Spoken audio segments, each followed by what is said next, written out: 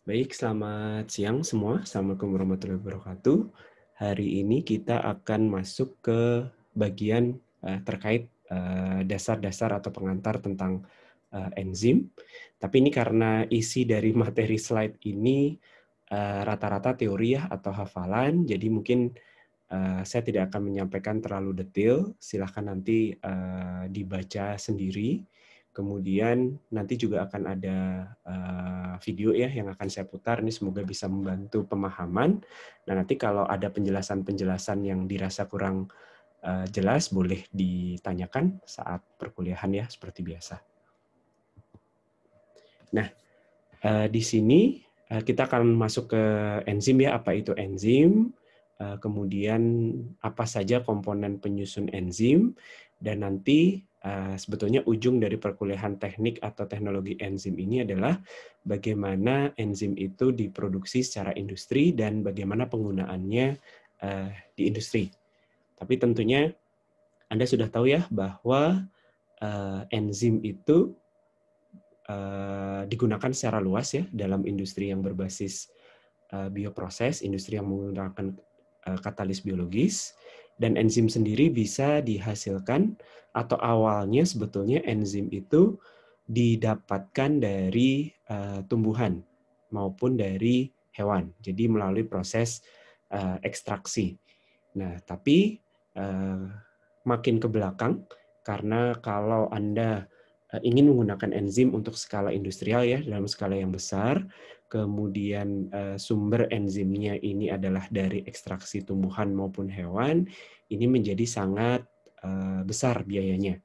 Karena biaya untuk menumbuhkan tumbuhan atau ya untuk mengkultivasi tumbuhan dan hewan itu relatif besar, sementara setelah diekstrak, enzim yang bisa Anda dapatkan itu tidak banyak. Jadi semakin ke belakang, semakin dicari bagaimana enzim yang sama, yang fungsinya sama, ini bisa dihasilkan dari mikroorganisme. Terlebih kalau ternyata mikroorganismenya bisa dimanipulasi, dimutasi sehingga produksi enzimnya lebih bagus, lebih tinggi, produktivitasnya lebih bagus daripada mikroorganisme yang alam. Ya, sehingga bisa didapatkan enzim dalam jumlah yang cukup besar. Nah, sehingga enzim sendiri dalam pemakaiannya ini akan nanti ya bisa digunakan. Jadi kalau enzim ini bedanya dengan kalau yang sel hewan atau sel tumbuhan atau sel mikroba gitu ya. Anda sudah tahu bahwa kalau menggunakan sel sebagai katalis, maka sel ini akan hidup, akan tumbuh, akan memperbanyak diri, atau reaksinya disebut juga dengan reaksi yang autokatalitik. Laju reaksinya akan meningkat seiring dengan waktu, karena jumlah katalisnya semakin banyak. Tentunya nanti lajunya akan menurun setelah substratnya mulai tidak mencukupi. Nah, kalau enzim ini lebih mirip karakteristiknya atau ya prosesnya ini lebih mirip dengan katalis anorganik biasa. Jadi enzim kan tidak tumbuh, tidak berkembang selama penggunaannya ya. Jadi dia jumlahnya ya tetap. Jadi nanti akan ada istilahnya dosis enzim. Jadi untuk sekian substrat tertentu, jika Anda ingin dapat produk tertentu ya dengan konsentrasi tertentu, berapa dosis enzim yang perlu diberikan? Kayak obat gitu ya. Karena enzim ini punya yang namanya unit aktivitas. Nanti kita juga akan melihat unit aktivitas enzim itu apa. Jadi untuk menyatakan seberapa banyak si enzim ini mengkonversi substrat per satuan waktu, atau seberapa banyak enzim ini menghasilkan produk per satuan waktu. Nah, dalam penggunaannya, ini enzim bisa digunakan dalam bentuk yang terlarut. Ya, terlarut itu maksudnya dia disuspensikan di dalam larutan medium atau larutan substrat. Jadi bercampur bersama dengan komponen substrat yang akan dikonversi, kemudian jadi produk, sehingga nanti di akhir proses reaksi, sisa substrat, produk, dan enzim itu akan berada dalam satu fasa, semua dalam satu fasa cair. Nah, karena enzim ini relatif mahal, ya biaya produksi untuk menghasilkan enzim ini relatif mahal. Sementara kalau Anda gunakan dalam bentuk terlarut ini, nanti kan semua nyampur ya jadi satu. Nah, maka kalau semuanya ini nyampur, maka nanti di akhir enzim kan masih bisa digunakan lagi. Pemisahannya akan menjadi lebih kompleks karena Anda harus memisahkan si produk, memisahkan sisa substrat, dan Anda harus mengambil si enzim kembali. Sehingga pada kondisi tertentu, kalau memang enzim ini perlu untuk digunakan kembali dan pemisahannya adalah menjadi masalah, maka enzim digunakan dalam bentuk terikat atau terimobilisasi atau teramobilisasi. Jadi dia diikatkan pada suatu struktur benda padat tertentu, sehingga nanti dia tidak akan melarut bersama si substrat. Sehingga dia akan tetap, nah ini contohnya misalnya Anda bungkus si enzim dengan polimer tertentu, sehingga dia berada dalam lindungan si polimer. Nah, bagaimana biar bisa bereaksi dengan substrat? Tetap bisa, tapi substratnya harus bisa menembus pori-pori dari polimer. Nanti begitu jadi produk, produknya bisa keluar dari pori-pori polimer. Atau Anda tempelkan pada suatu support benda padat tertentu ya. Kalau dibungkus polimer kan enzimnya di dalam. Nah, ini Anda tempelkan pada suatu permukaan support benda padat. Ini bayangannya kayak makan, bukan kayak makan, kayak onde-onde ada wijennya itu ya. Jadi wijennya itu adalah si enzimnya. Onde-ondenya itu adalah supportnya. Jadi si enzim ditempelkan di permukaan support. Karena ukurannya besar, ya, bercampur di dalam medium cair, tapi tidak akan melarut bersama dengan substrat. Ya, jadi harus tetap si substrat tetap harus ketemu dengan si enzim, tapi tidak tersuspensi bersama-sama. Sehingga nanti setelah jadi produk, substratnya kan makin lama habis, enzimnya tetap dalam bentuk terimobilisasi dan dia mudah dipisahkan untuk digunakan kembali.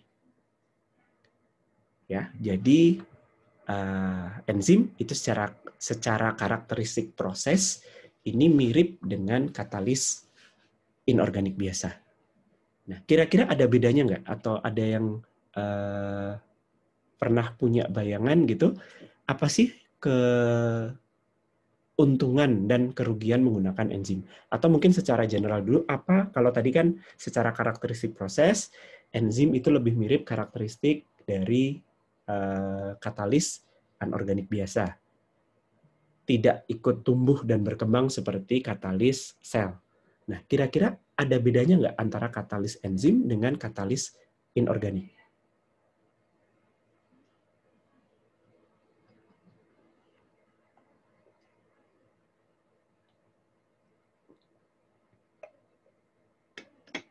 Silakan, ada yang berpendapat biar nggak ngantuk gitu.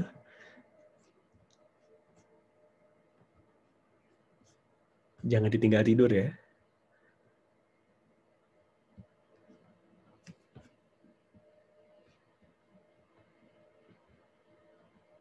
Coba saya panggil kalau gitu.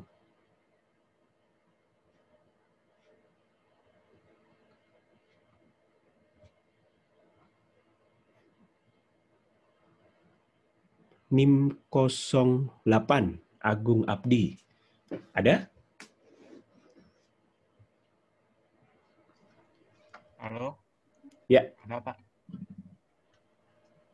Ya, bisa coba dijawab. Jadi kira-kira ada nggak bedanya antara katalis enzim dengan katalis anorganik biasa? Menurut Anda?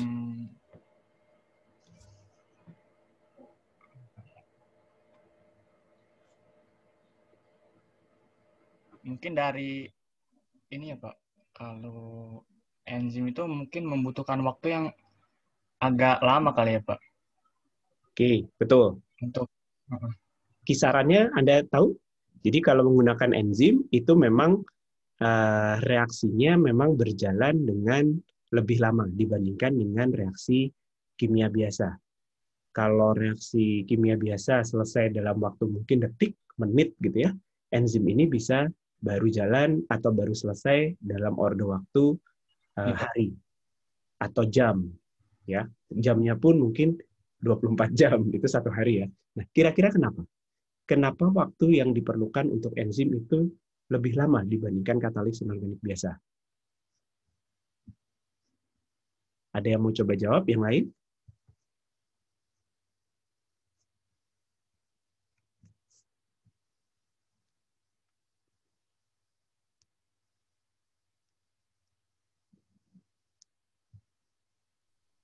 Coba jawab, Pak.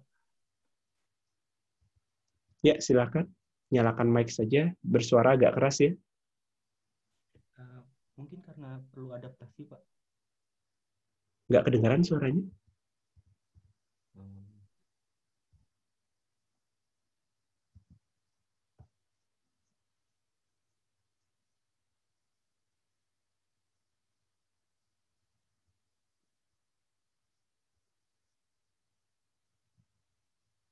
Atau jawab lewat chat juga boleh, silakan.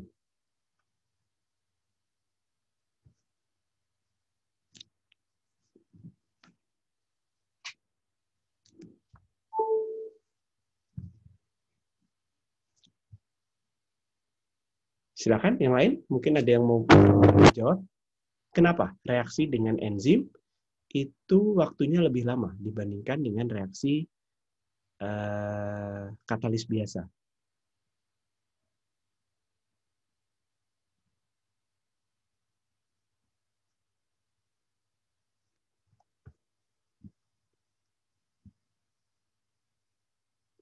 Adaptasi dari mikroba kurang pas ya, karena kan ini sudah dalam bentuk enzim, jadi enzimnya itu sudah dipisahkan. Betul kalau Anda menggunakan enzim yang memang bersama dengan mikrobanya. Jadi maksudnya yang dibentuk ini ya, jadi enzim itu bisa digunakan dalam bentuk enzim murni, tadi mungkin terlewat untuk disampaikan, jadi sudah diambil baik itu dalam bentuk ekstrak, maupun itu dari mikroba, ya mikroba juga diekstrak ya, kemudian dimurnikan, kemudian digunakan. Nah, kalau seperti ini dia tidak perlu adaptasi.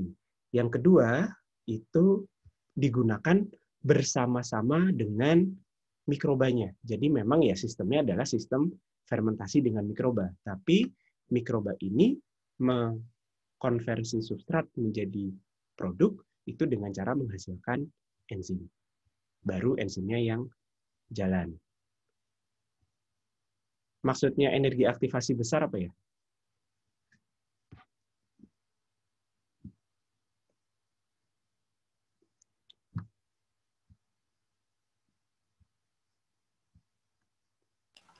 Pak, mau coba jawab? Ya. Mungkin karena enzim itu sisi aktifnya cuma satu, jadi satu enzim hanya bisa digunakan untuk satu reaksi gitu, Pak.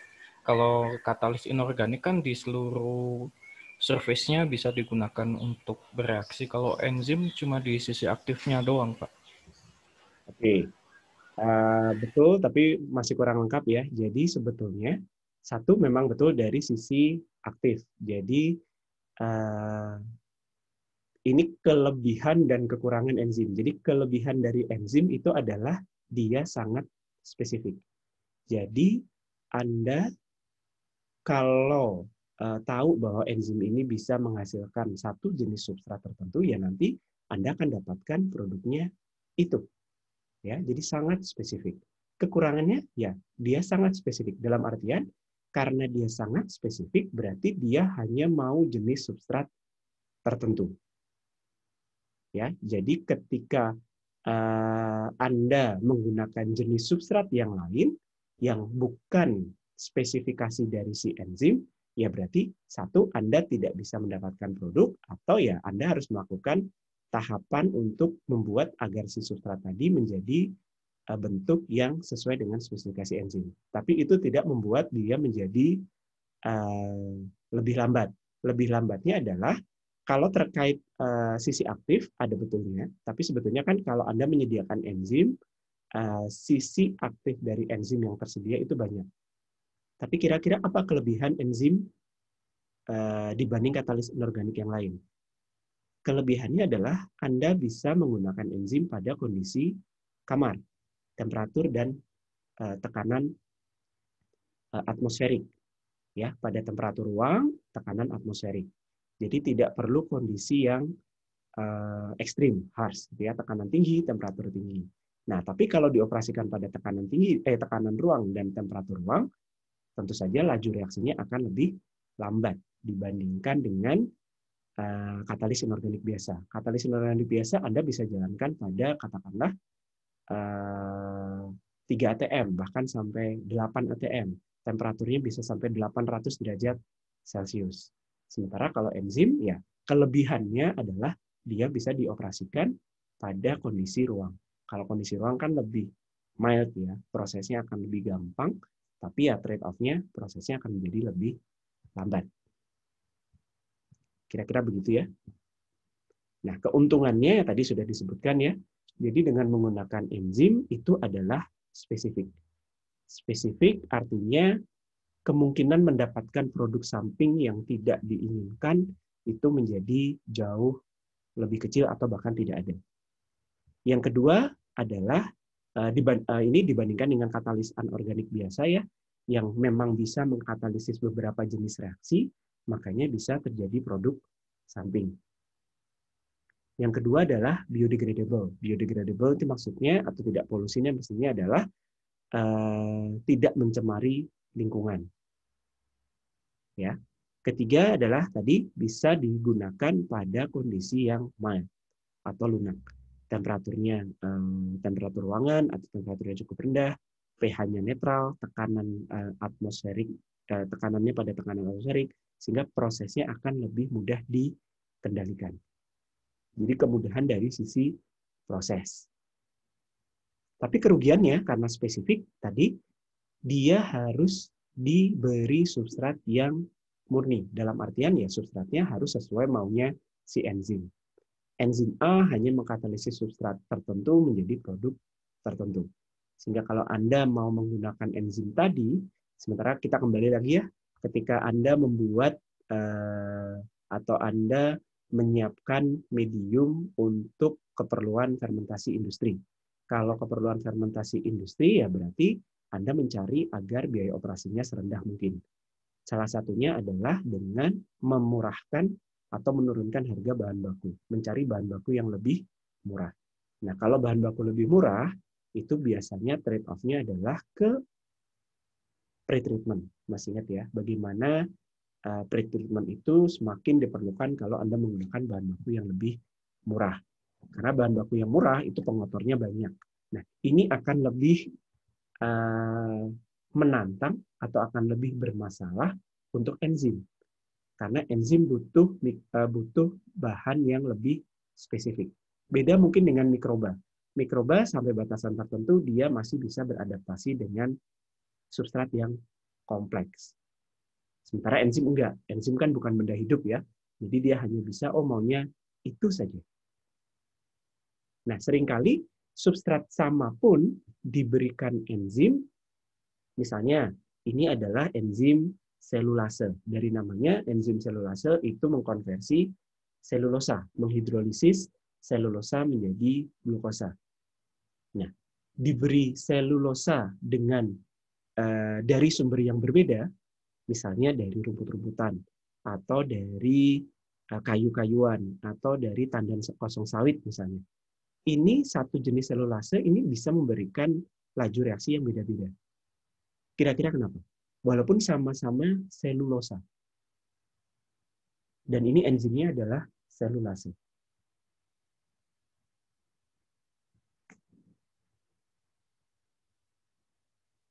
Jadi misalnya Anda butuh mengkonversi selulosa menjadi selulase. Anda punya 3 bahan gitu ya. Satu dari kayu-kayuan, satu dari rumput-rumputan, yang satu dari tandan sawit gitu, tandan kosong sawit. Terus Anda beli selulase murni gitu ya, udah mahal-mahal nih, sudah dibeli, terus dipakai. Nah, ternyata satu enzim ini memberikan laju reaksi yang berbeda terhadap 3 jenis bahan yang Anda punya tadi. Itu kira-kira kenapa?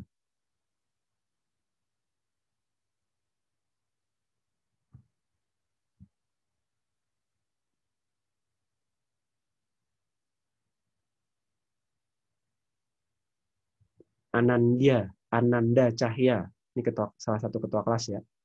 Silahkan. Kira-kira kenapa?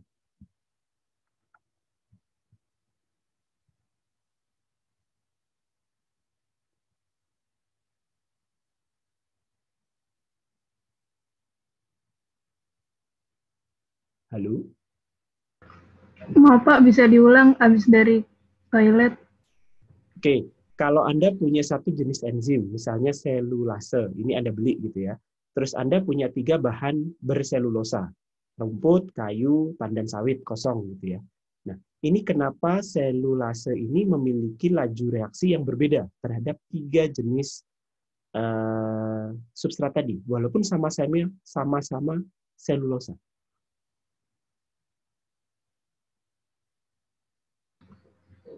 Kalau menurut saya karena tergantung dari tadi itu dari 3 sumber tadi sih Pak, karena setahu saya tiap-tiap kayak tadi kelapa sawit gitu-gitu punya persenan selulosa sendiri Pak, jadi itu mungkin mempengaruhi laju reaksinya juga. Oke, kalau diasumsikan jumlah selulosanya sama, yang menjadi faktor penentu apa kira-kira? Kalau Anda punya selulosanya, konsentrasi selulosa di tiap di tiap bahan itu sama, apa yang akan menjadi faktor yang membuat laju reaksinya menjadi beda-beda dengan 3 bahan tadi?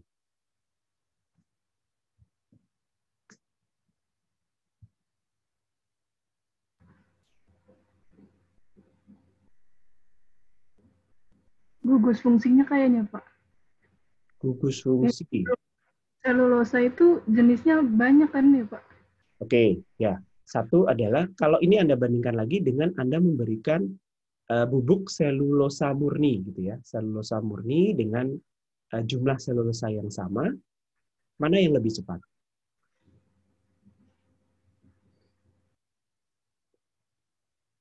Laju hidrolisisnya.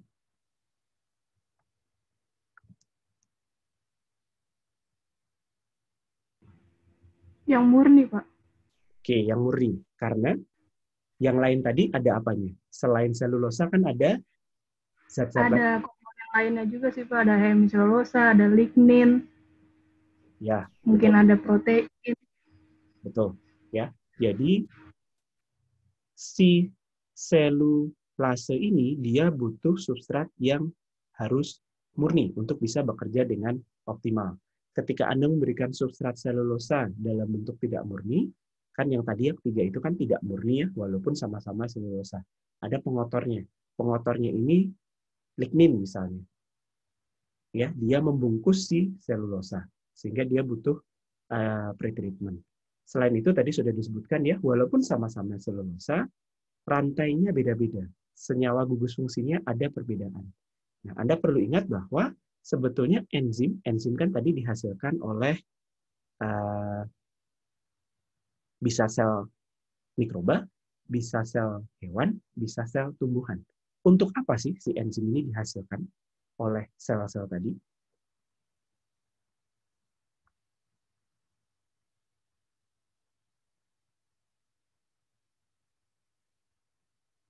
Untuk apa? Mikroba misalnya. Dia menghasilkan enzim selulase untuk apa?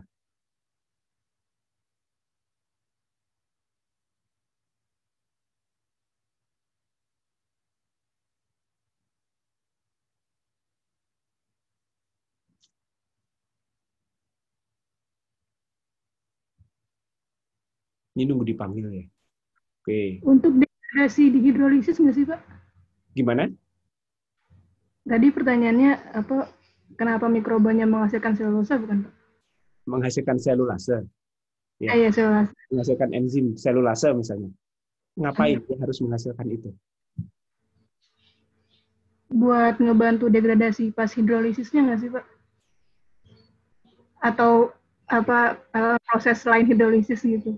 Sekarang gini, kalau katakanlah ya mikroba yang menghasilkan selulase kan misalnya trichoderma gitu ya. Trichoderma Anda tumbuhkan di glukosa, menghasilkan selulase nggak?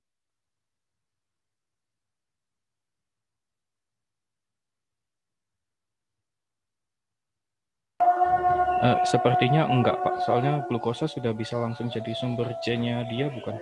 Ya, betul. Jadi enzim itu dihasilkan oleh sel mikroba atau sel-sel yang lain sebetulnya sama ya, karena dia punya kebutuhan untuk mengkonversi si bahan tertentu, dalam kasus ini adalah selulosa, agar bisa dimanfaatkan menjadi makanan dia, gitu kan?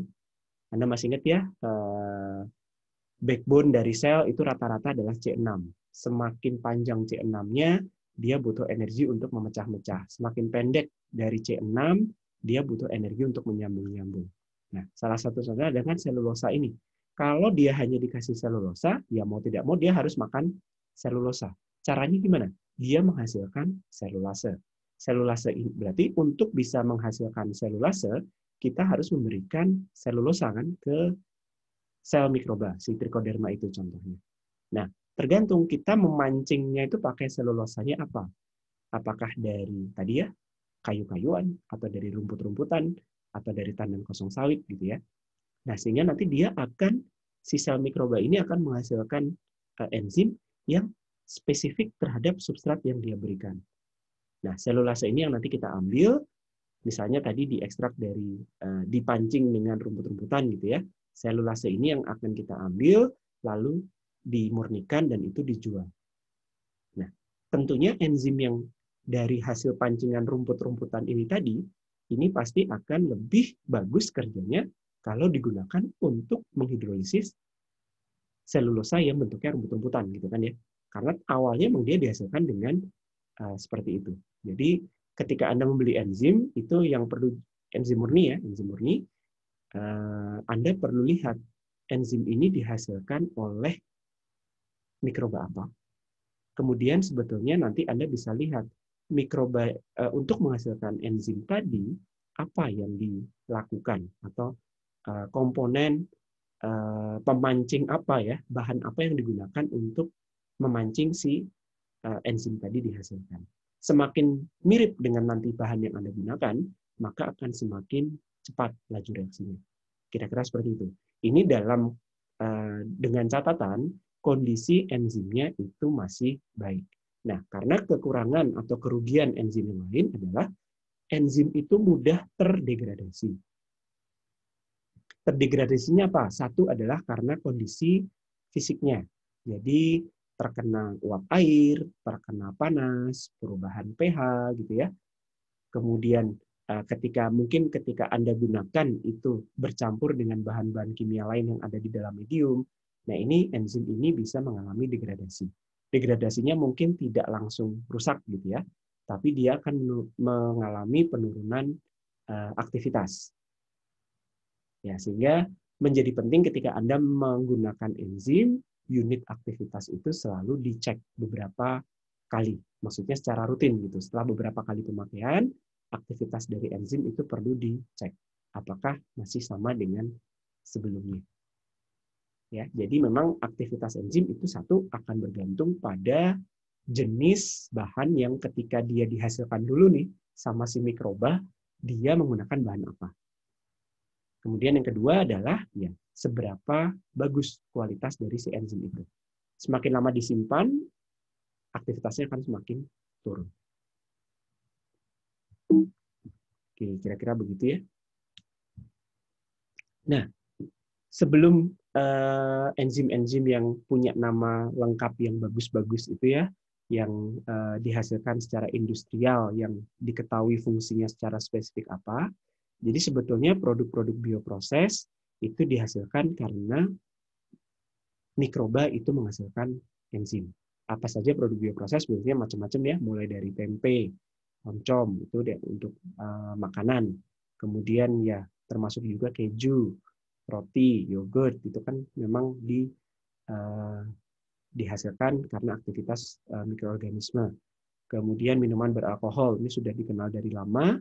Nah, kemudian ini diteliti atau menjadi lebih ketahuan ya fungsi-fungsinya, kenapa bisa jadi produk-produk, kenapa kedelai bisa jadi tempe, kenapa bisa jadi oncom, jadi tauco gitu ya, kenapa susu bisa jadi yogurt, dan seterusnya, kenapa gula bisa jadi vinegar gitu ya. Atau minuman bisa jadi minuman beralkohol. Nah, ini dengan penemuan mikroskop dan seterusnya ini menjadi lebih ketahuan. Termasuk ternyata si mikroba, si biang kerok perubahan-perubahan ini ternyata dia menghasilkan enzim. Nah, ke depan atau seiring dengan perkembangan, enzim ini digunakan dalam produk, kalau yang tadi adalah rata-rata dari yang dikonsumsi manusia ya, dari makanan-makanan atau minuman. Nah, ini semakin berkembang, enzim ini digunakan dalam industri-industri non-makanan. Misalnya di kulit, untuk menghilangkan komponen-komponen tertentu di kulit. Atau sama juga di tekstil, di kertas, deterjen, kemudian di pembuatan bulk chemical ya, misalnya asam-asam organik atau asam-asam amino. Jadi bahan kimia yang dihasilkan dalam volume cukup besar, itu istilahnya bulk chemical. Kemudian pelarut itu juga termasuk solvent. Solvent itu juga termasuk bulk chemical. Bahan bakar ini juga, dan antibiotik. Ini termasuk jenis produk dari industri bioproses yang memanfaatkan enzim yang bisa dihasilkan oleh mikroba. Oke, tadi sebetulnya sudah dibahas ya terkait bahwa penggunaan enzim itu bisa digunakan secara, saya yang bawah dulu ya, bisa secara terlarut dan secara terimobilisasi atau amobil. Yang satu tersuspensi, yang keduanya terikat, terjebak gitu ya dalam suatu padatan atau polimer tertentu. Nah, kira-kira atau coba Anda pikirkan ya, apa kelebihan dan kekurangan dari penggunaan enzim yang sifatnya terlarut dibandingkan kalau dia terimobilisasi.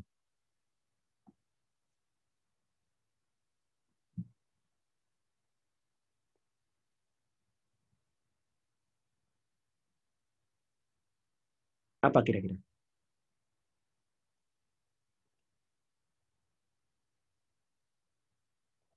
Tadi sudah sempat dibahas, kalau yang terimobilisasi kelebihannya mudah dipisahkan. Mudah dipisahkan itu berarti kan bisa dipakai kembali, sehingga bisa menghemat biaya penggunaan enzim. Sementara kalau enzim terlarut, kan itu sudah, ya namanya terlarut ya. Terlarut itu kan berarti ya sudah sama semua itu komponen di dalam larutannya homogen. Jadi untuk memisahkannya akan menjadi lebih sulit. Tapi kira-kira apa kelebihan kalau Anda menggunakan enzim terlarut? Kenapa masih digunakan dibandingkan dengan menggunakan enzim yang terimobilisasi?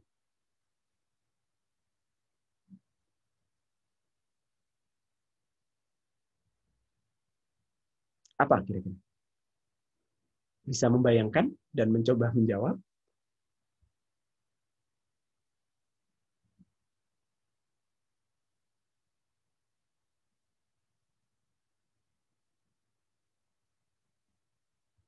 Panggil lagi ya.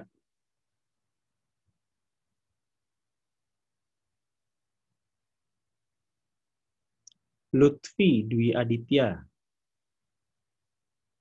Ada? Ada, Pak. Ya, kira-kira apa yang Anda pikirkan? Kalau kira-kira apa kelebihannya menggunakan enzim terlarut dibandingkan terimobilisasi? Kalau yang terlarut mungkin reaksinya akan lebih cepat dan memiliki konversi lebih tinggi. Karena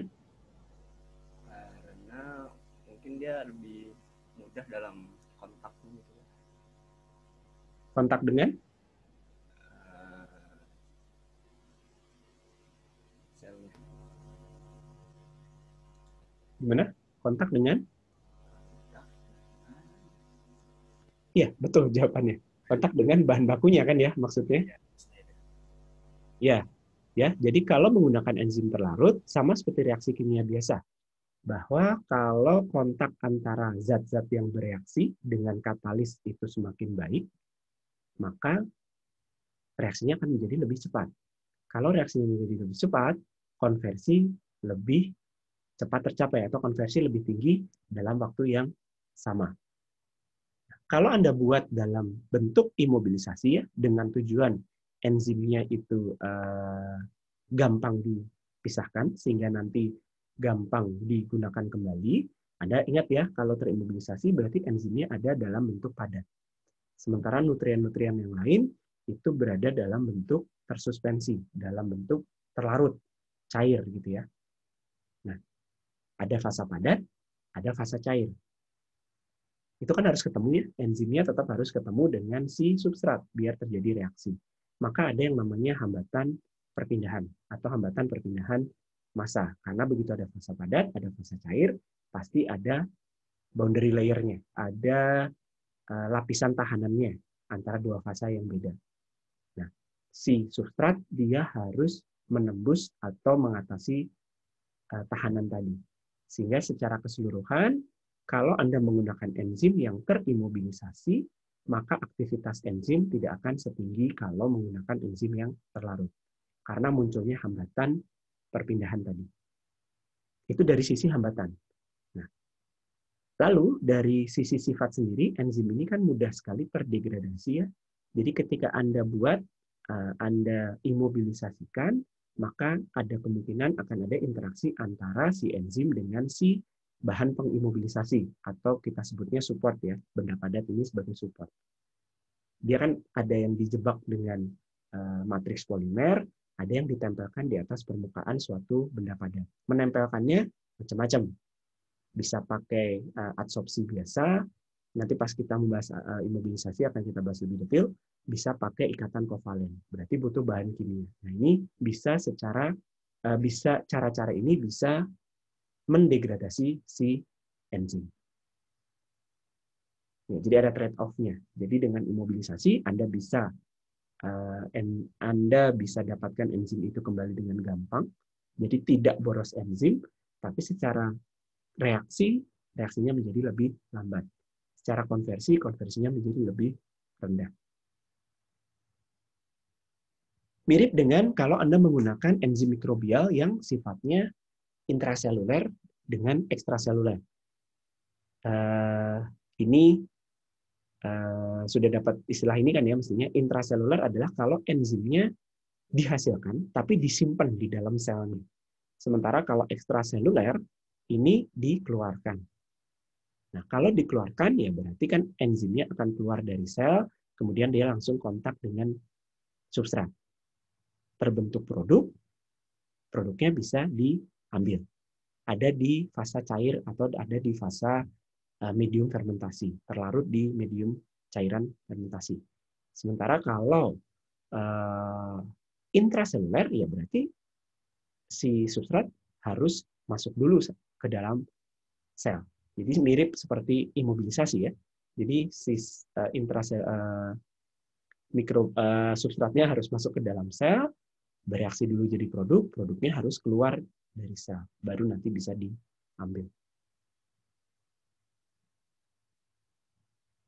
Oke, kira-kira seperti itu. Ada yang mau ditanyakan dulu?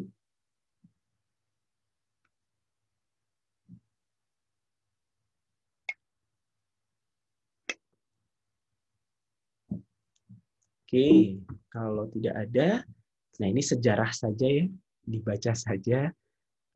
Mulai diperkenalkan istilah enzim itu pada tahun 1878 oleh Kuhne. Awalnya tahun 1833 itu ada zat yang bisa digunakan untuk melarutkan pati. Kemudian kalau dipanaskan dia menjadi tidak bekerja dengan baik atau menjadi tidak aktif. Kemudian zatnya itu disebut dengan diastase saat itu ya. Kemudian tahun 1905 itu digunakan pada proses pencucian, jadi ditambahkan lipase dan protease. Kalau yang dulu biasanya untuk mencuci itu digunakan temperatur yang tinggi ya, biar cuciannya bersih. Kemudian setelah ditambahkan perlakuan pendahuluan menggunakan lipase dan protease, ternyata pada temperatur kamar pun bisa bersih. Kemudian tahun 1926 itu pertama kali enzim itu bisa dikristalisasi. Jadi dibuat dalam bentuk padat dan kemudian setelah dianalisis ternyata dia adalah merupakan suatu protein. Dan seterusnya makin ke sini itu semakin banyak enzim. Saya juga nggak tahu sampai saat ini ada berapa jumlah enzim yang diketahui di dunia. Nah, karena enzim ini adalah merupakan protein, jadi sekarang kita lihat dulu sifat-sifat protein ya. Protein itu sebetulnya merupakan komponen utama dari sel. Ya, jadi setengah dari berat sel kering ini adalah merupakan protein.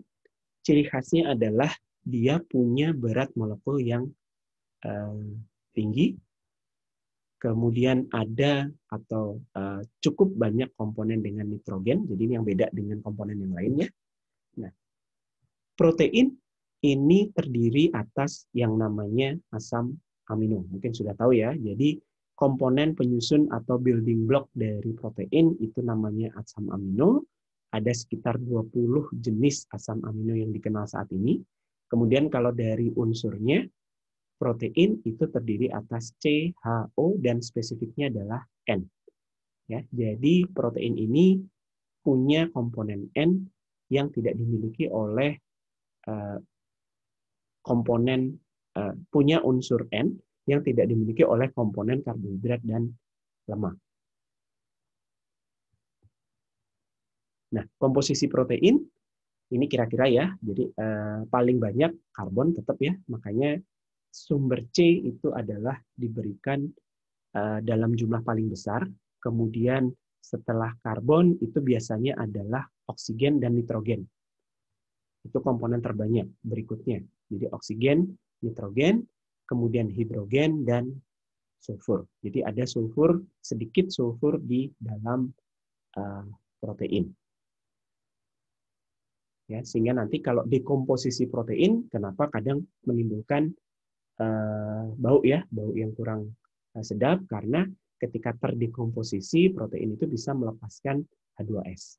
Makanya karena ada kandungan sulfur. Nah, selain CHONS, ada beberapa komponen lain yang muncul di protein. Nanti tergantung jenis proteinnya. Oke. Ciri dari molekul protein tadi sudah disebut, BM-nya besar, berat molekulnya itu besar, dari ribuan sampai jutaan. Ya, makanya disebutnya adalah makromolekul. Contohnya ini untuk insulin. Insulin itu hormon ya, insulin dari sapi. Hormon itu merupakan jenis protein. Itu berat molekulnya sekitar 5.000-an. Dia punya 5.000 residu asam amino, kemudian sitokrom. Sitokrom itu adalah komponen di dalam sel. Nah, ini untuk sitokrom sel manusia itu sekitar 12.000 dengan 104 residu asam amino. Yang tadi 51 residu asam amino. Ya, suatu polimer ini terdiri atas beberapa asam amino, umumnya 20 jenis asam amino. Kemudian asam amino yang satu dengan yang lain ini dihubungkan dengan ikatan kovalen. Namanya adalah ikatan peptida, sehingga disebut juga rantai polipeptida. Ini kimia organik sekali ya. Jadi tergantung ya, nanti kalau misalnya di asam nukleat ya, RNA gitu, atau DNA, ini polipeptidanya itu rantainya tunggal. Kemudian kalau protein yang jenisnya protein oligomer, itu rantai polipeptidanya lebih banyak. Kalau di hemoglobin, di sel darah manusia, itu juga protein, ini punya rantai polipeptida yang lebih panjang. Oke. Nah, ini contohnya. Ini adalah ikatan peptida, ikatan kimia antara gugus alfa karboksil dari monomer asam amino yang satu dengan gugus alfa amino dari monomer asam amino yang lain. Kemudian dia punya residu asam amino.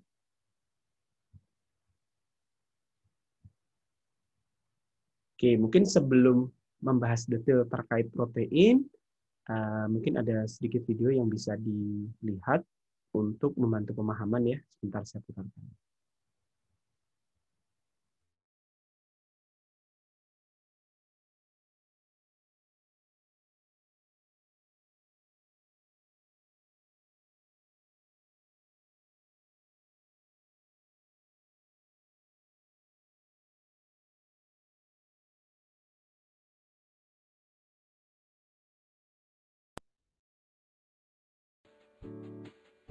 Proteins play countless roles throughout the biological world. Some transport nutrients throughout the body. Some help chemical reactions to happen at faster rates. Others build the structures that make up living things. Despite this wide range of functions, all proteins are made out of the same 21 building blocks, called amino acids. Amino acids are made of carbon, oxygen, nitrogen, and hydrogen atoms, and some contain sulfur atoms. Selenocysteine is the only standard amino acid that contains a selenium atom. These atoms form an amino group, a carboxyl group, and a side chain, all attached to a central carbon atom. The side chain determines an amino acid's properties and is the only part that varies from amino acid to amino acid.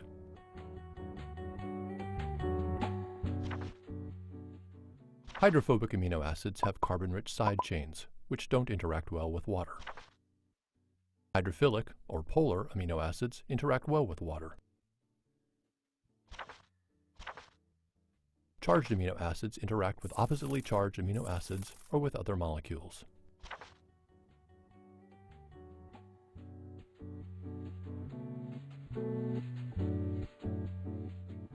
Primary structure. The primary structure of a protein is the linear sequence of amino acids as encoded by DNA. The amino acids in a protein are joined by peptide bonds, which link the amino group of one amino acid to the carboxyl group of another.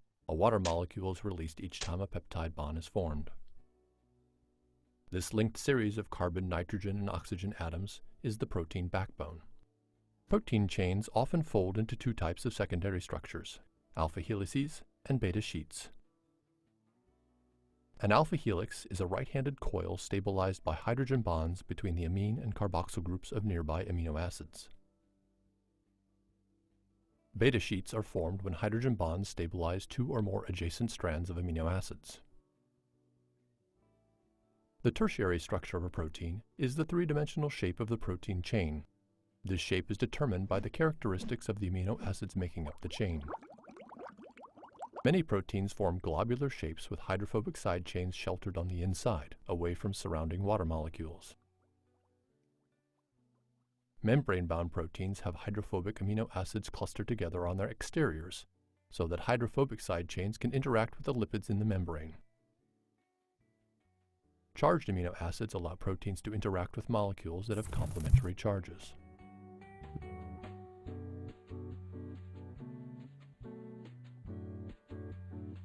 The functions of many proteins rely upon their three-dimensional shapes. For example, hemoglobin forms a pocket to hold heme, a small molecule with an iron atom in the center that binds to oxygen. Quaternary structure. Two or more polypeptide chains can come together to form one functional molecule with several subunits. The four subunits of hemoglobin cooperate so the complex can more easily pick up oxygen in the lungs and release it in the body. Different visual representations of proteins can give us visual clues about protein structure and function. This space-filling diagram shows all of the atoms that make up this protein. This representation, called a ribbon or cartoon diagram, shows the organization of the protein backbone and highlights alpha helices. This surface representation shows the areas in the protein that are accessible to water molecules. Most proteins are smaller than the wavelength of light. For example, the hemoglobin molecule is about 6.5 nanometers in size. Hemoglobin is found in high concentration in red blood cells. A typical red blood cell contains about 280 million hemoglobin molecules.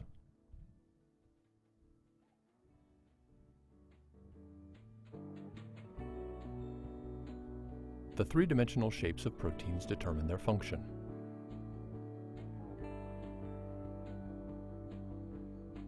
The flexible arms of antibodies protect us from disease by recognizing and binding to pathogens and targeting them for destruction by the immune system.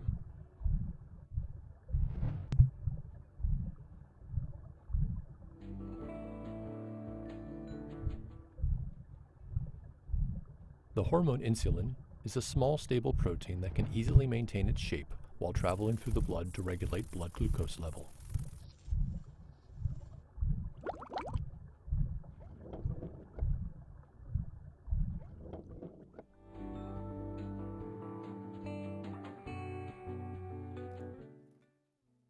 Alpha amylase is an enzyme that begins digestion of starches in our saliva.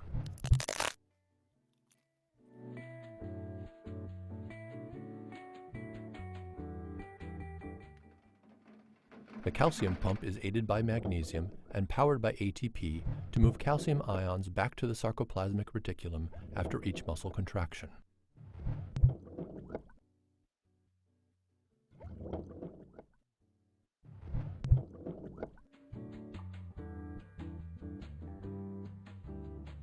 Ferritin is a spherical protein with channels that allow iron atoms to enter and exit depending upon an organism's needs. On the inside, ferritin forms a hollow space with iron atoms attached to the inner wall. Ferritin stores iron in a non-toxic form.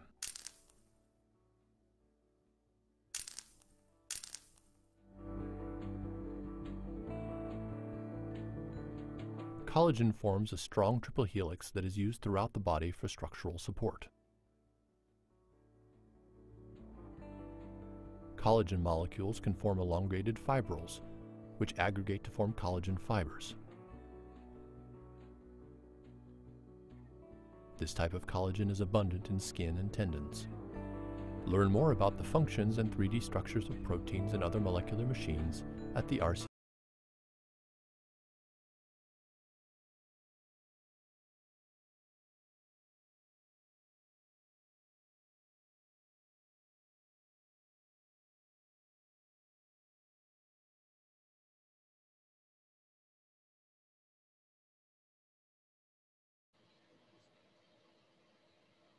Ya, tadi adalah penjelasan ringkas ya terkait protein. Jadi ternyata ada 21, sudah nambah ya asam amino itu sekarang ada 21. Kemudian sifat kemudian fungsi dari protein itu akan sangat dipengaruhi oleh bentuknya atau strukturnya. Nanti di belakang kita akan lihat bentuk-bentuk dari struktur protein. Nah, tadi ya, jadi ada asam amino. Nah, selain ikatan peptida, terdapat ikatan lain. Jadi misalnya adalah ikatan hidrogen, ada ikatan hidrogen, ikatan ion atau ikatan elektrostatik, dan ikatan van der Waals. Nah, ini yang nanti akan menyebabkan rantai polipeptida tadi bisa melengkung-lengkung gitu ya. Jadi bayangannya dia bisa karena ada ketarik ikatan di sana, ketarik ikatan di sini gitu ya. Jadi dia akan membentuk struktur 3 dimensi. Dan nanti struktur 3 dimensi ini yang tadi ya sudah disebutkan akan sangat mempengaruhi sifat dan fungsi dari protein. Nah, protein ini merupakan komponen yang tidak stabil dalam artian ya gampang untuk terdegradasi ya, atau gampang rusak. Rusaknya karena apa? Satu, paling jelas karena temperatur. Karena temperatur, protein itu bisa mengalami denaturasi sehingga rusak. Selain itu, strukturnya juga menjadi berubah karena adanya pelarut organik ya. Jadi karena pelarut itu memang dia bisa bereaksi dengan protein sehingga dia bisa memecah protein sehingga nanti strukturnya menjadi rusak. Dan yang terakhir ini dipengaruhi juga oleh pH. Ya, Anda ingat bahwa pH itu kan berarti kan ada muatan H+ atau muatan OH- di dalam medium. Jadi di dalam medium berarti seberapa kuat pengaruh ion H+ atau H-nya kan dinyatakan sebagai pH. Dan sementara di protein sendiri, karena tadi Anda lihat, dia punya gugus karboksil dan gugus amin ya. Gugus karboksil itu muatannya negatif, gugus amin muatannya positif. Nah, sehingga kalau ada interaksi dengan ion H+ dan ion OH- yang ada di medium, maka dia menjadi berubah strukturnya. Nah, kalau berubah strukturnya, ini nanti bisa berubah fungsi atau terdegradasi fungsinya. Makanya nanti enzim pun, karena enzim ini merupakan protein, akan sangat dipengaruhi oleh 3 ini. Temperatur, pH, dan larut organik.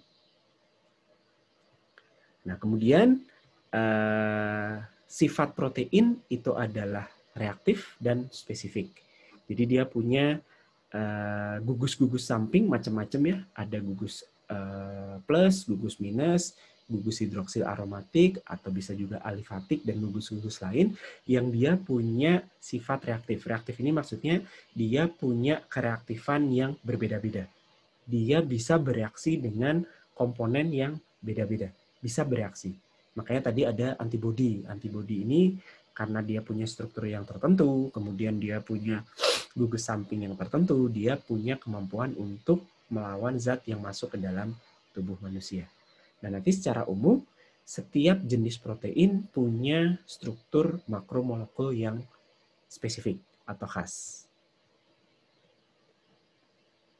Nah, kalau kita pecah atau kalau Anda memecah memecah protein, maka akan menjadi asam amino. Hidrolisis itu bisa menggunakan apa? Bisa menggunakan panas, dipecah gitu ya, atau menggunakan asam atau menggunakan basa.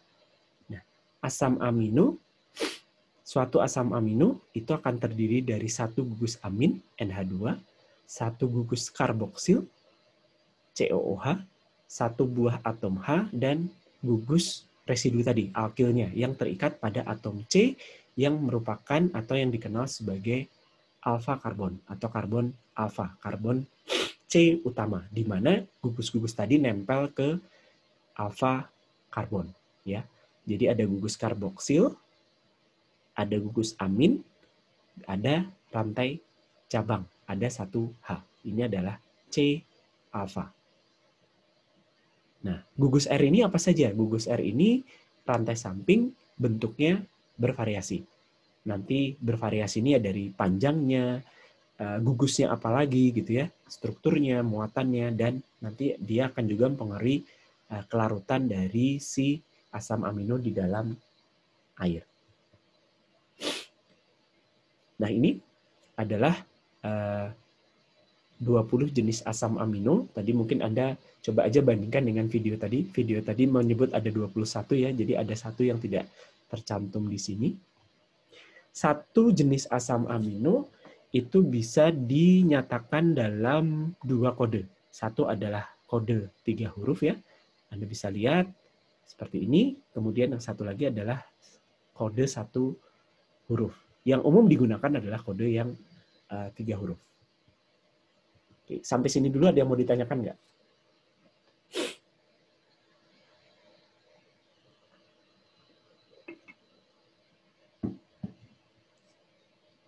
Oke. Nah, sekarang berdasarkan beberapa jenis ya, ya strukturnya. Jadi asam amino itu bisa diklasifikasikan menjadi beberapa macam. Jadi kalau berdasarkan kesamaan struktur itu ada 7. Pertama adalah asam amino alifatik. Asam amino alifatik Anda lihat sendiri, R-nya itu adalah gugus alifatik. Masih ingat gugus alifatik itu apa?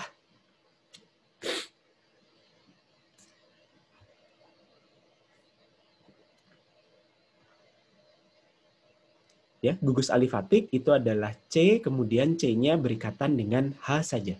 Mau lurus, mau bercabang, tapi C-nya berikatan dengan H. Nah, yang lain adalah asam amino hidroksil. Kalau asam amino hidroksil, dia punya gugus hidroksida tentunya ya. Terus ada asam amino asam. Double asam ini.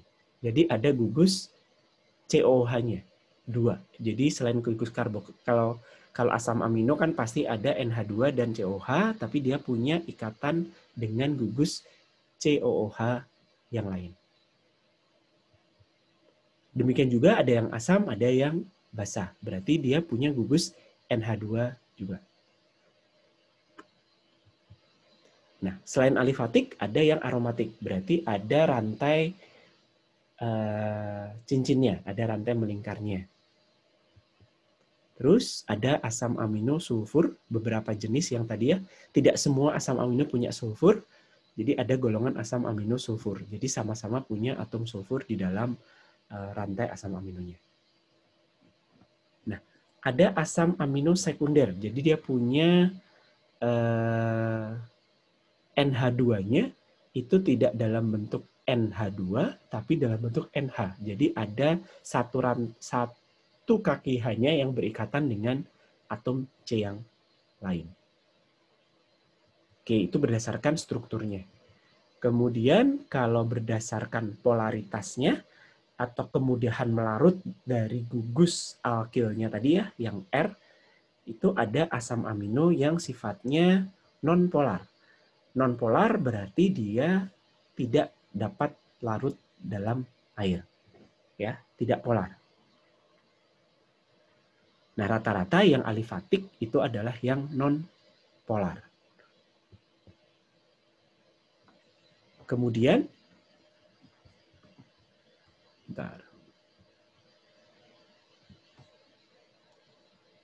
jenis lainnya adalah asam amino polar, tapi dia tidak bermuatan.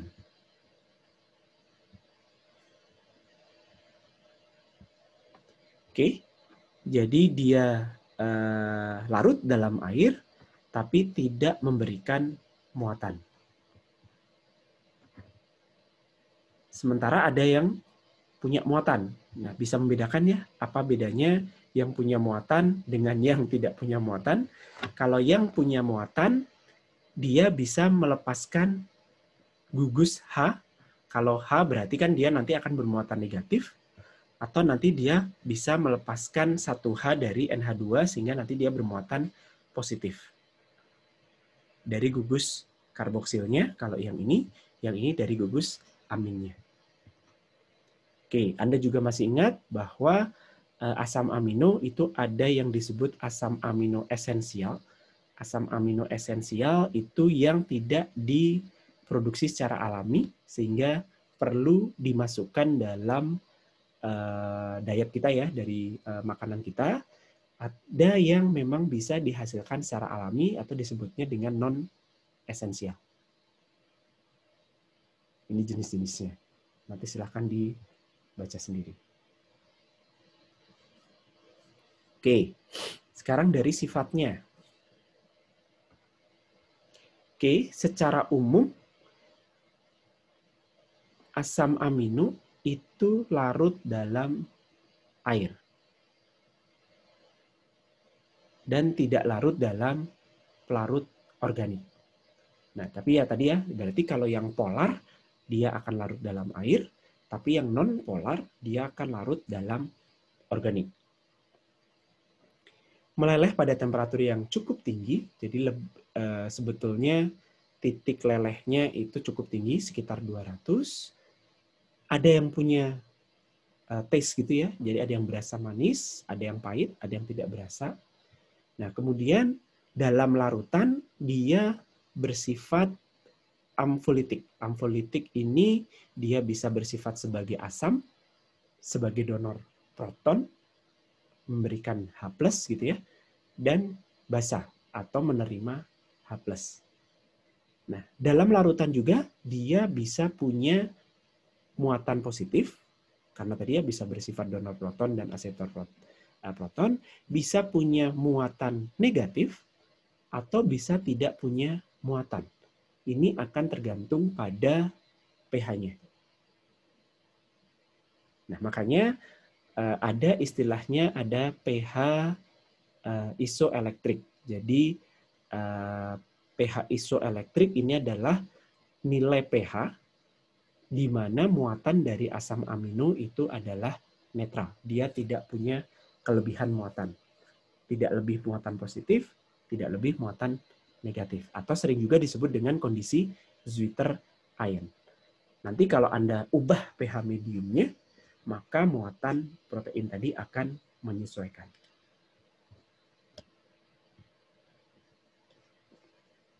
Ya, kira-kira seperti itu. Ini adalah sifat Zwitter dari asam amino. Ya, jadi nanti dia punya range, ini tergantung asam aminonya ya. Jadi PI itu adalah nilai pH isoelektrik. Kemudian makin ke kanan, ini apa yang terjadi? Dia akan memiliki muatan makin negatif. Makin ke kiri dengan penambahan, makin ke kanan tuh pH-nya makin basah ya. Makin ke kanan pH-nya makin basah, makin besar. Kemudian muatannya makin negatif, makin ke bawah pH-nya makin asam, muatannya semakin positif. Secara umum seperti itu. Ada yang mau ditanyakan dulu nggak?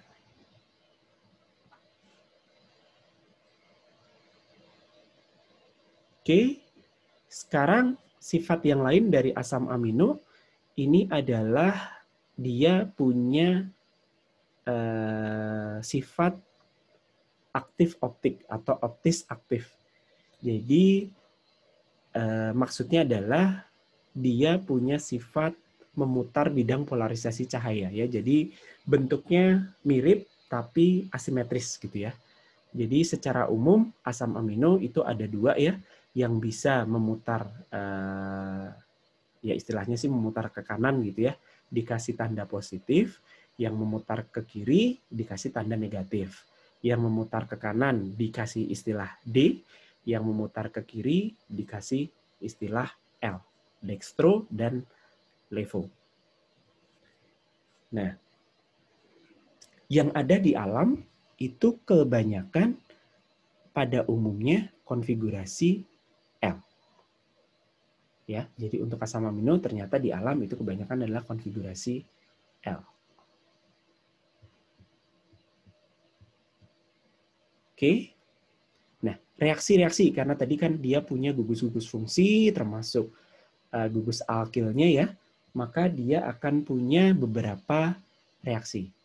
Nah, karena tadi ada gugus amino, ada gugus karboksil, gugus R, maka akan bisa terjadi reaksi asetilasi, jadi reaksi dengan gugus alfa aminonya. Alfa amino adalah gugus NH2 yang berikatan dengan atom C alfa. Kemudian ada reaksi esterifikasi. Ini yang reaksinya dengan gugus alfa karbonilnya, dan reaksi asilasi. Ini gugus R-nya. Nah, sehingga Anda bisa mendapatkan kalau dengan amin ya nanti hasilnya adalah amida, kalau dengan karboksil nanti hasilnya adalah ester, kalau dengan alkilnya ya nanti bentuknya menjadi asil halida. Banyak sebetulnya reaksinya ya, tapi reaksi protein itu bisa juga dengan basa itu membentuk garam, atau asam juga membentuk garam. Kemudian kalau dengan alkohol itu nanti dia akan membentuk ester. Dengan amonia, gugus karboksil itu bisa bereaksi dengan amonia itu membentuk amida. Macam-macam ya. Jadi beberapa reaksi itu bisa terjadi, banyak jenisnya. Nah, yang penting, yang kadang yang cukup sering digunakan untuk karena asam amino ini cukup reaktif, maka beberapa sifatnya itu digunakan untuk mengidentifikasi komponen protein karena direaksikan dengan asam amino tadi. Pertama adalah mungkin Anda sudah pernah melakukan ya reaksi Biuret. Jadi reaksi Biuret itu adalah Anda punya larutan protein dalam basa NaOH, kemudian ditambah CuSO4. CuSO4 itu warnanya biru ya. Nanti dia akan bereaksi sehingga nanti akan menghasilkan warna biru sampai dengan hijau, tergantung konsentrasi protein yang ada di dalam atau asam amino yang ada di dalam sampel. Nah, identifikasi protein yang ini biasanya dilakukan dengan mungkin sudah pernah dengan reagen Biuret ya. Jadi untuk mengidentifikasi protein. Nah, selain Biuret, Anda juga menggunakan Lowry. Jadi Lowry ini juga prinsipnya sama ya, Anda menambahkan larutan encer CuSO4, Cu2+ itu nanti akan membentuk ikatan dengan asam amino sehingga nanti akan menghasilkan warna biru juga, mirip. Hanya dia punya sensitivitas yang lebih bagus. Jadi identifikasinya itu lebih bagus dengan menggunakan Lowry. Nah, selain menggunakan Biuret maupun Lowry, untuk mengidentifikasi adanya asam amino dalam sampel, tentunya satu adalah dengan menggunakan kromatografi ya. Pernah dengar kromatografi?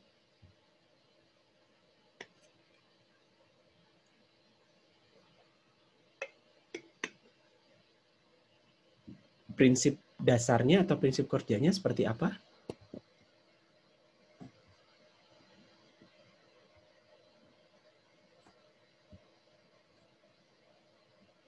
Coba panggil lagi.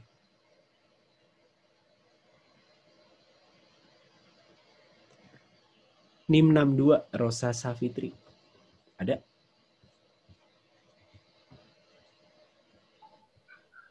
Ya, ada Pak.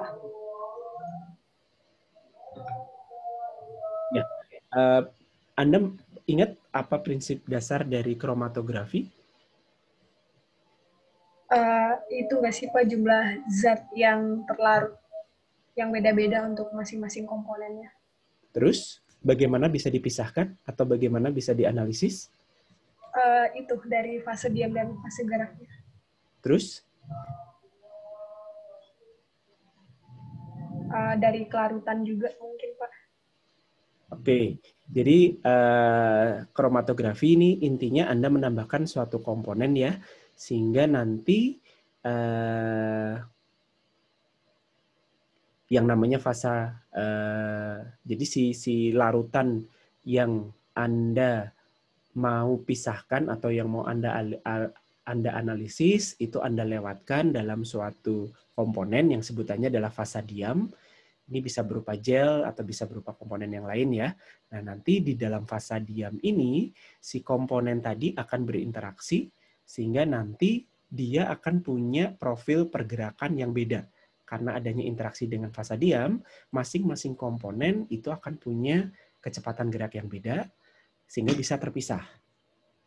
Nah, dengan melihat, oh yang ini bergerak sampai sejauh ini, yang ini bergerak sampai sejauh ini bisa digunakan untuk mengidentifikasi, salah satunya adalah untuk mengidentifikasi asam amino.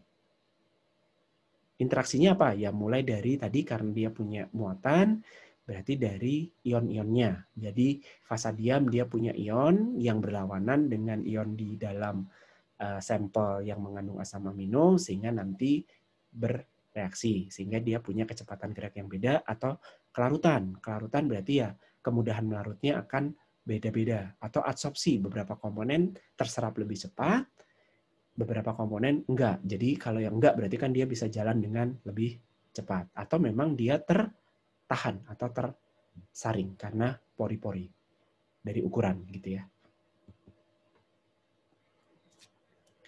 Oke, lebih panjang dari asam amino ini adalah peptida. Peptida ini mengandung 2-10 residu disebut dengan oligopeptida. Nah, kemudian penamaan itu didasarkan pada komponen asam aminonya, jadi dimiripkan dengan nama-nama asam aminonya, sehingga kalau seperti ini dinamain yang ini, serin, glisil, tirosil, alanil, leusin. Jadi tergantung urutan-urutan dari asam amino di rantai tadi. Urutannya dimulai dari N yang ujung, yaitu kimia organik lah ya. Oke, sifat-sifat asam basa ini ya tentunya akan ditentukan oleh gugus-gugus di ujungnya. Apakah itu NH2 sehingga dia muatannya positif, kemudian COH yang muatannya negatif, kemudian atau gugus R. Gugus R ini ya tergantung. Tadi gugus R-nya kan macam-macam ya. Ini bisa terionisasi.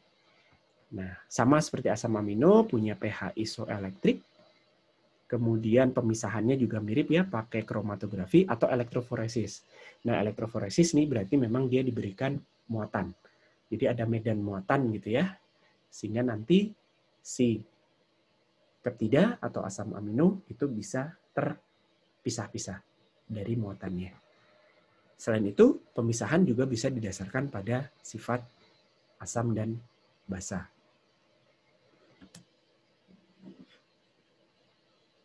Nah, reaksinya juga macam-macam ya. Bisa dari 2 molekul asam amino menjadi dipeptida, nanti jadi asam amino lagi, terus jadi tripeptida, dan seterusnya semakin lama semakin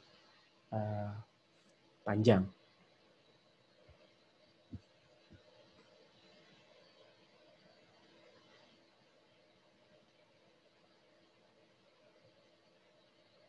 Oke. Nah, mungkin sebelum saya lanjutkan, ini ada video mungkin tapi agak panjang, jadi nanti mungkin di tengah-tengah kita bisa bahas juga. Sebentar.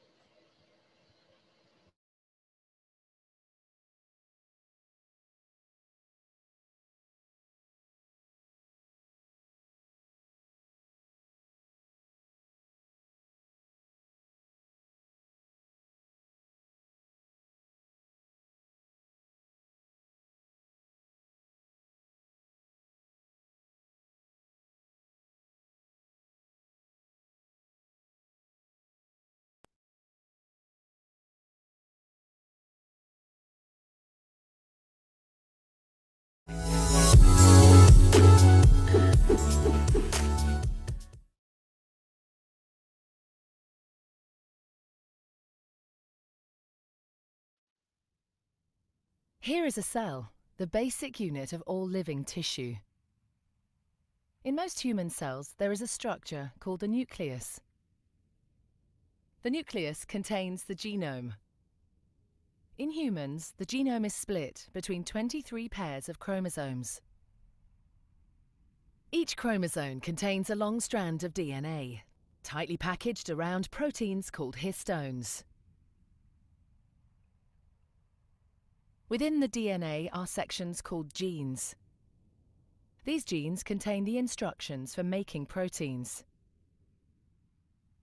When a gene is switched on, an enzyme called RNA polymerase attaches to the start of the gene. It moves along the DNA, making a strand of messenger RNA out of free bases in the nucleus. The DNA code determines the order in which the free bases are added to the messenger RNA. This process is called transcription. Before the messenger RNA can be used as a template for the production of proteins, it needs to be processed. This involves removing and adding sections of RNA. The messenger RNA then moves out of the nucleus into the cytoplasm.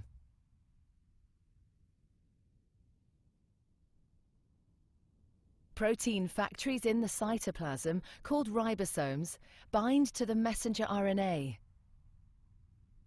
The ribosome reads the code in the messenger RNA to produce a chain made up of amino acids. There are 20 different types of amino acid.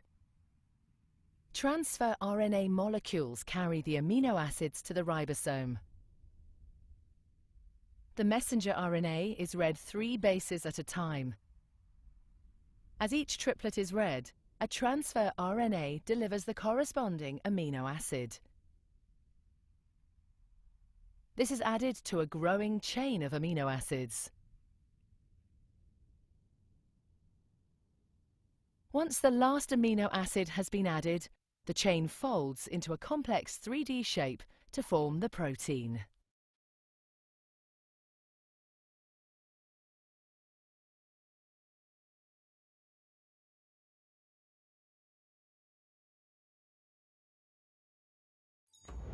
Protein synthesis, translation. Inside the body, the process of translation occurs within every single cell. Each cell has a nucleus. After transcription, mRNAs move out of the nucleus and enter the cytoplasm. This mRNA strand acts as a template for protein synthesis. Present in the cytoplasm is an enzyme, amino-acyl tRNA synthetase. The enzyme macromolecule has two binding sites. One site recognizes the amino acid methionine. This is followed by the binding of the ATP molecule and release of pyrophosphate, resulting in activation of amino acid. Finally, the tRNA and the activated amino acid bind together. This amino-acylated tRNA is known as MET-tRNA and is released from the enzyme. This marks the commencement of first stage of protein synthesis, the initiation stage. During the initiation stage, a small subunit of a ribosome binds to the mRNA strand. The mRNA strand is made up of codons, which are sequences of 3 bases. Then the ribosome subunit moves along the mRNA in 5' to 3' direction until it recognizes the AUG codon or the initiation codon. At this point, MET-tRNA possessing the anticodon UAC pairs up with the AUG codon of the mRNA. Then a large subunit of ribosome combines with a small ribosomal subunit. The large subunit shows 3 sites: the acceptor site or the A site, the peptidyl site or the P site, the exit site or the E site. This whole unit forms the initiation complex. This is followed by the elongation stage. During this stage, another tRNA carrying molecule of an amino acid approaches the mRNA ribosome complex and fits in the A site. Then a bond is formed between methionine and the amino acid molecule on the tRNA. As a result, MET-tRNA becomes deacylated. The ribosome then advances a distance of 1 codon and the deacylated tRNA shifts to the E site from where it dissociates. Meanwhile, another tRNA carrying an amino acid molecule attaches to the A site. This is followed by the binding of the amino acid molecules. Repetition of this process leads to the formation of an amino acid chain. This event is called elongation.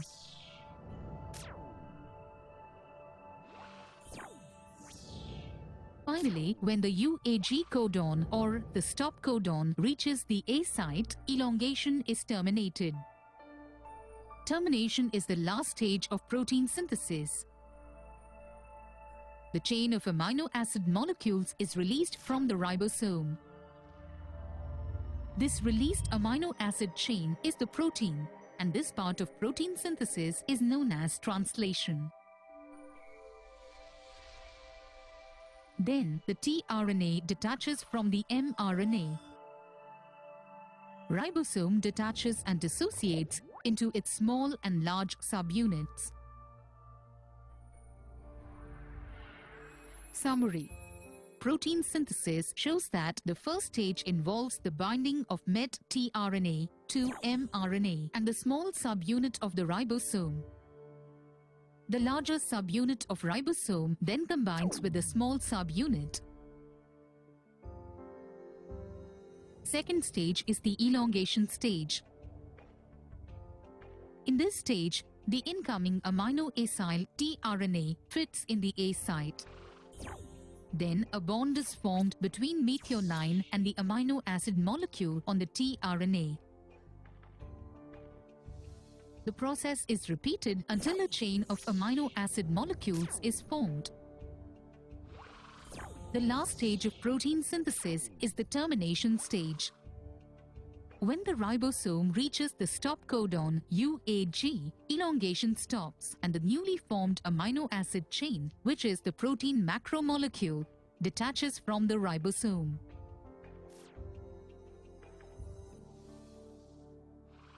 Subsequently, ribosomal subunits along with the tRNA dissociate from the mRNA.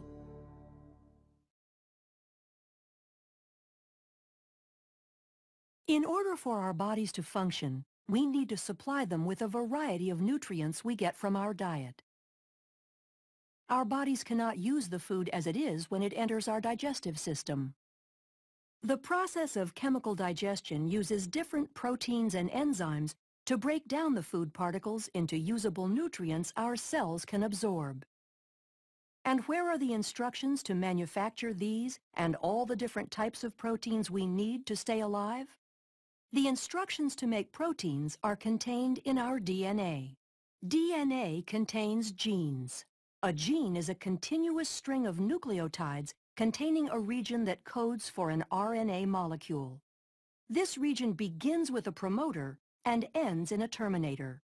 Genes also contain regulatory sequences that can be found near the promoter or at a more distant location. For some genes, the encoded RNA is used to synthesize a protein in a process called gene expression. For these genes, expression can be divided into two processes: transcription and translation. In eukaryotic cells, transcription occurs in the nucleus, where DNA is used as a template to make messenger RNA. Then in translation, which occurs in the cytoplasm of the cell, the information contained in the messenger RNA is used to make a polypeptide. During transcription, the DNA in the gene is used as a template to make a messenger RNA strand with the help of the enzyme RNA polymerase. This process occurs in 3 stages: initiation, elongation, and termination. During initiation, the promoter region of the gene functions as a recognition site for RNA polymerase to bind. This is where the majority of gene expression is controlled, by either permitting or blocking access to this site by the RNA polymerase. Binding causes the DNA double helix to unwind and open.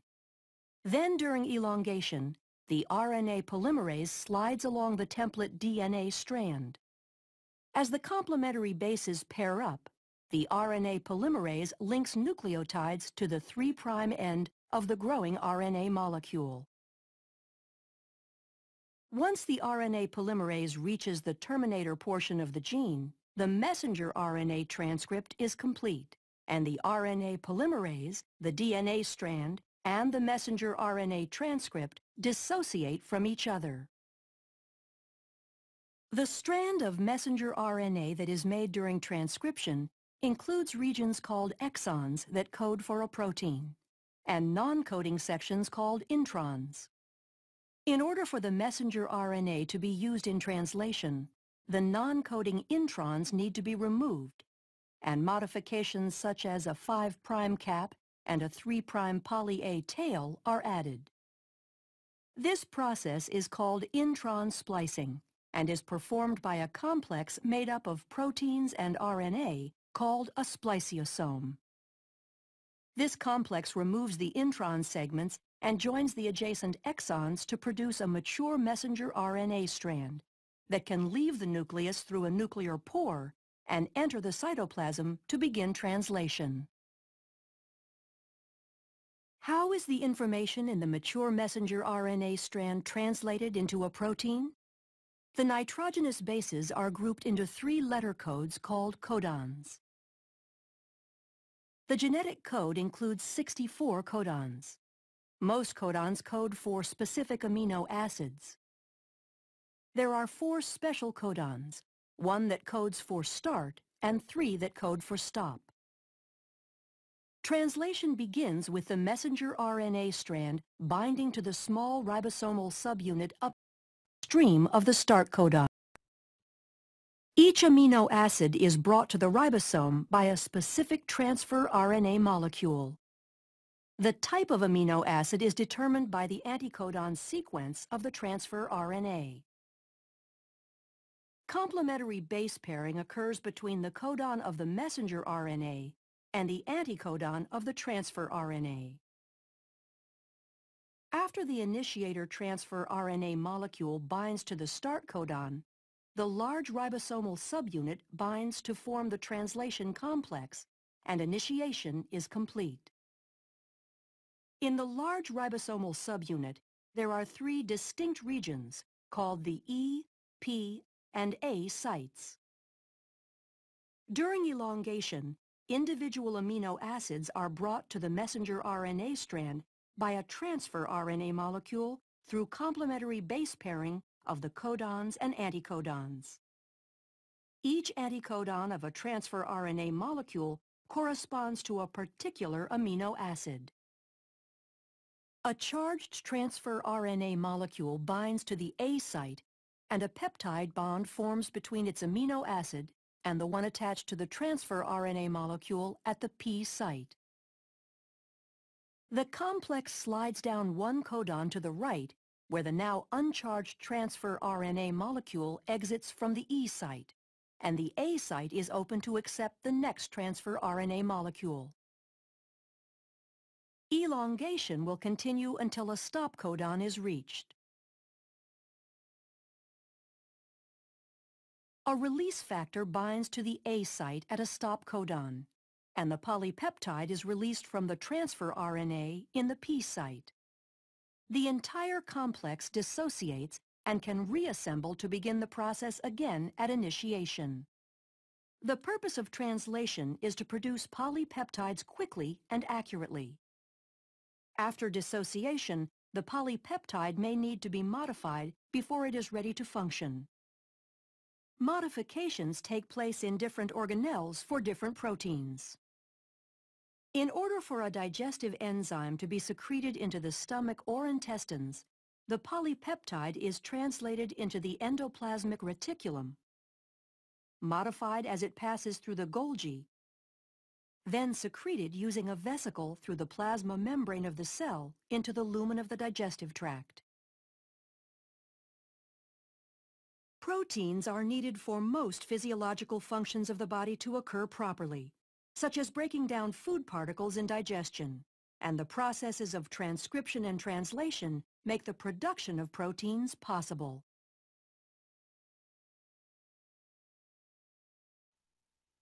The job of this mRNA is to carry the gene's message from the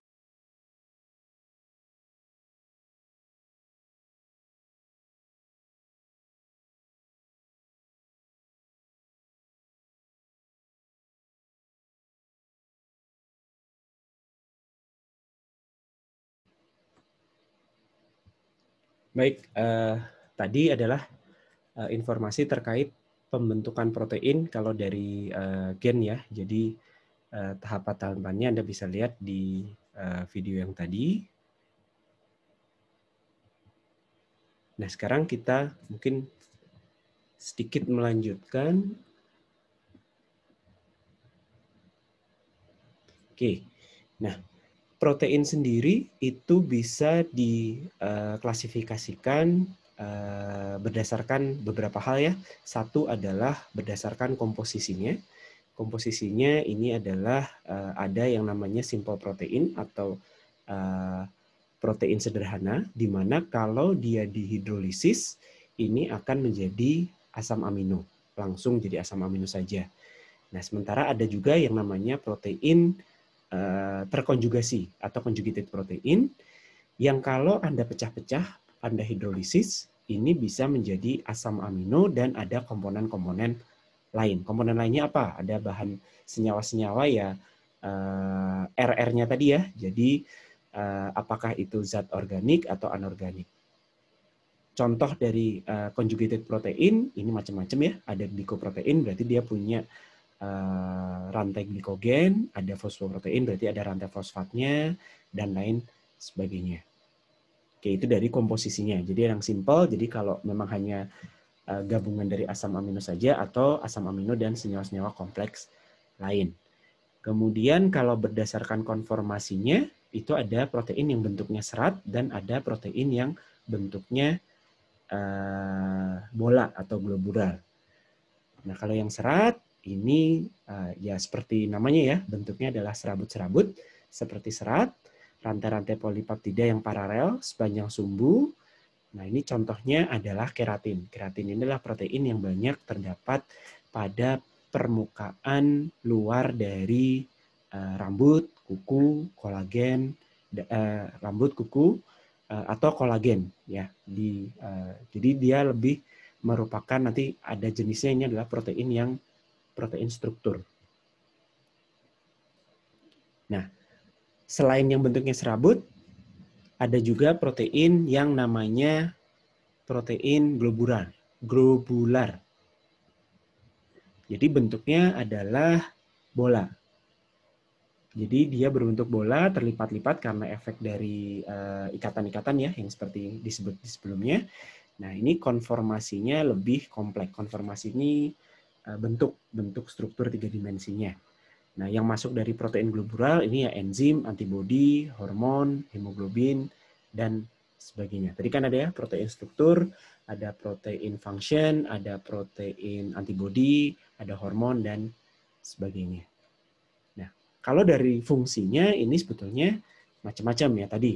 Enzim untuk struktur, ada protein transport, ada protein kontraktil ya, tadi yang untuk memompa unsur kalsium ya tadi ya di video yang awal tadi. Kemudian ada protein pelindung, kemudian ada yang bersifat toksin juga ada yang hormon, ada yang protein cadangan. Nah, mungkin sampai di sini dulu, ada yang mau ditanyakan? Oke, secara ringkas ya enzim ini yang akan kita bahas lebih lanjut nanti ke depan. Ini adalah golongan protein yang fungsinya adalah mengkatalisis reaksi. Jenis-jenisnya macam-macam. Kemudian kalau protein struktural ini adalah yang membentuk struktur. Ini contohnya ada kolagen, elastin, fibronin, keratin ya, tergantung tempatnya. Kemudian ada protein transport. Protein transport ini adalah yang fungsinya mentransportkan suatu molekul atau ion tertentu dari suatu organ ke organ lain. Ya. Kemudian ada protein kontraktil. Protein kontraktil ini protein yang bisa mengakibatkan sel atau organisme ini berkontraksi sehingga nanti dia bisa bergerak maupun berubah bentuk. Kemudian ada protein pelindung, ya dari fungsinya ya, antibodi, fibrinogen, trombin, ini adalah yang masuk ke dalam protein yang fungsinya adalah sebagai pertahanan. Nah, ternyata ada juga yang bersifat toksik. Jadi memang dia diekskresikan, sebetulnya fungsi dari protein ini untuk sel yang menghasilkan, ini memang belum diketahui ya, tapi ini asumsikan atau dipostulasikan sebetulnya dia adalah sebagai pelindung bagi si selnya, tapi dia bersifat toksik bagi yang lainnya. Nah, hormon ini juga merupakan protein yang aktif mirip enzim, tapi dia secara struktur berbeda. Terus ada protein cadangan. Protein cadangan ini adalah protein yang disimpan sebagai cadangan energi maupun cadangan makanan bagi sel.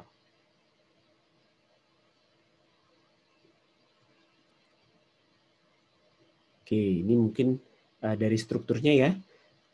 Dari strukturnya secara umum, protein itu punya struktur primer, struktur sekunder, tersier, dan kuartener. Yes. Struktur primernya itu adalah si asam amino yang linear. Nah, ini nanti akan dipengaruhi oleh apa saja, berarti ya ikatan-ikatannya terutama ikatan kovalen dari rantai polipeptidanya. Kemudian residu asam amino seperti apa, jenis asam amino seberapa banyak, kemudian jumlahnya juga seberapa banyak. Nah, kira-kira kalau digambarkan secara senyawa organik, struktur primer dari protein digambarnya seperti ini. Jadi rantai utamanya. Oke. Kemudian struktur primer ini ya, ini merupakan apa ya istilahnya, sifat yang khas ya dari setiap jenis dari protein, karena nanti dia akan menentukan sifat dasar dari protein dan juga akan menentukan struktur sekunder dan tersiernya. Contohnya, jika nanti asam amino itu adalah yang hidrofobik, maka ya kelarutannya akan kecil, semakin atau kebalik. Kalau hidrofilik, polar gitu ya, maka kelarutannya akan semakin baik, kelarutan di air. Kemudian bila hanya struktur primer yang ada di dalam protein, ini bentuk molekulnya akan menjadi panjang dan tipis, sehingga dia akan menjadi sangat-sangat reaktif, sehingga sebetulnya ini tidak akan terjadi. Jadi inilah kenapa protein struktur primer dari protein itu menjadi sangat kompleks. Ini mungkin tidak usah. Nah, kemudian struktur sekunder. Nah, ini merupakan cara rantai polipeptida itu memanjang akibat ikatan hidrogen. Jadi kalau primer itu karena kovalen, kalau yang sekunder itu karena ikatan hidrogennya. Jadi terjadi karena ikatan hidrogen antara atom O dari gugus karbonil dengan atom H dari gugus amino yang terdapat dalam satu rantai polipeptida. Sehingga dia bisa membentuk tadi ya struktur helix.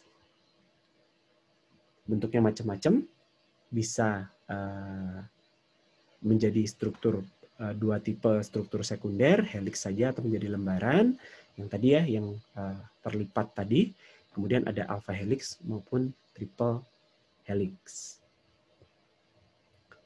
Nah, nanti struktur sekunder ini akan berhubungan dengan orientasi geometrik, ya biasalah ya, nanti akan berhubungan dengan bagaimana konformasi dia di dalam protein secara keseluruhan.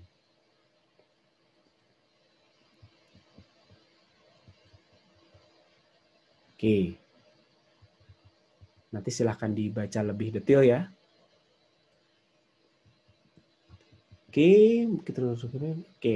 Nah, kalau struktur tersier ini terjadi karena pelipatan rantai alpha helix atau konformasi yang lain. Nah, ini berarti bukan karena ikatan ya, jenis ikatan, tapi lebih ke pelipatannya. Nah, pelipatannya ini contohnya adalah interaksi antara gugus R di dalam protein, ini akan menginduksi pelipatan pelengkungan antara asam amino. Kemudian interaksi gugus R ini dengan ikatan kovalennya, ikatan disulfidanya, dan yang lain-lainnya itu juga akan menentukan struktur tersiernya. Lebih lanjut lagi ada struktur kuartener. Jadi dua atau lebih rantai polipeptida ini membentuk susunan lagi gitu ya. Jadi dia melipat lagi gitu ya. Sehingga ada yang namanya protein oligomer. Oke, mungkin sampai di sini dulu. Ada yang mau ditanyakan?